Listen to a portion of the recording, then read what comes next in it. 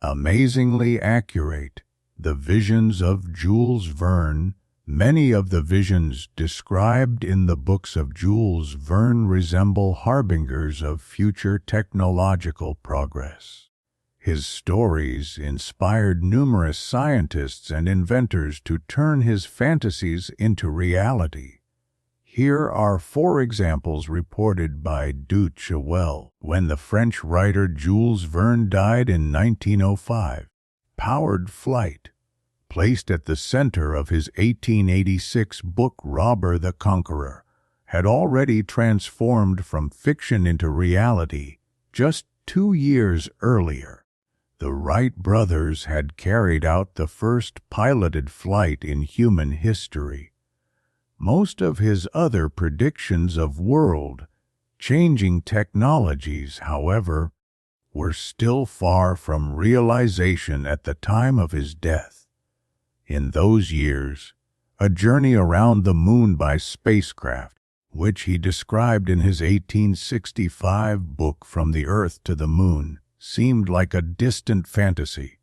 That fantasy came true in 1968 with NASA's Apollo 8 mission. Verne's genius lies in the way he vividly imagined how existing technologies might develop, and then embedded those ideas in thrilling adventure stories. His books inspired many scientists and inventors to turn his fantasies into reality. Here we focus on 4 examples. Simon Lake's 1866-1945. Submarine designer Simon Lake was an American naval architect who designed some of the first submarines for the U.S. Navy. He said he owed a great deal to Verne, and especially to his novel 20,000 Leagues Under the Sea's 1869, which he first read at the age of 10 or 11. The book describes the Nautilus, a submarine far more advanced than the rudimentary submarines that existed at the time. Lake was captivated by the ambition to build a submarine that could match the Nautilus or even surpass it. After his submarine Argonaut managed to travel 1,000 miles in 1898, Lake received a congratulatory telegram from Verne himself. Later, Verne's grandson, John Jules Verne, was invited to act as godfather to one of Lake's advanced submarines. Before an Arctic expedition in 1931, the vessel was even renamed Nautilus. Dumont's 1873-1932. Aircraft designer and inventor.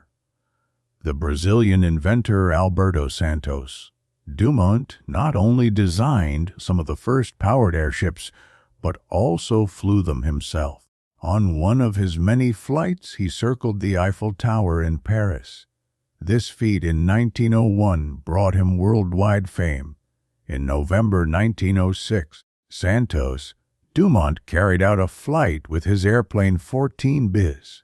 In his book My Airships, Dumont calls Jules Verne his favorite author of his youth and describes several of Verne's works as inspiration for his curiosity about technology. Igor Sikorsky's 1889-1972. Aviation pioneer Igor Sikorsky's mother, Maria Stefanovna Sikorskaya, awakened in the Kyiv-born aviation pioneer a love for the stories of Jules Verne. Above all, Robert the Conqueror inspired Sikorsky to take up helicopter design, the field that brought him worldwide fame. After several unsuccessful attempts in the early 20th century, Sikorsky succeeded in flying the Vought Sikorsky VS-300 in 1939, the first functioning American helicopter.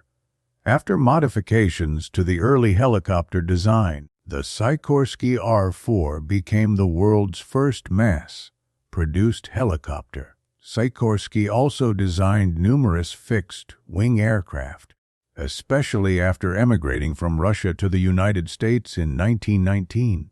Konstantin Tsiolkovsky is 1857–935, a scientist between earth and sky. Konstantin Eduardovich Tsiolkovsky, one of the pioneers of rocketry and astronautics, explicitly named Jules Verne as the person who ignited his interest in spaceflight.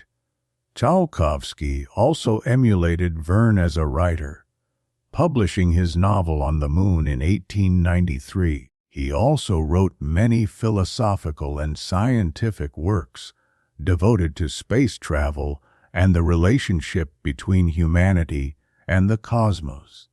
Like Jules Verne, Tsiolkovsky was convinced that one day humans would travel farther into the solar system. Earth is the cradle of humanity, but one cannot live in the cradle forever.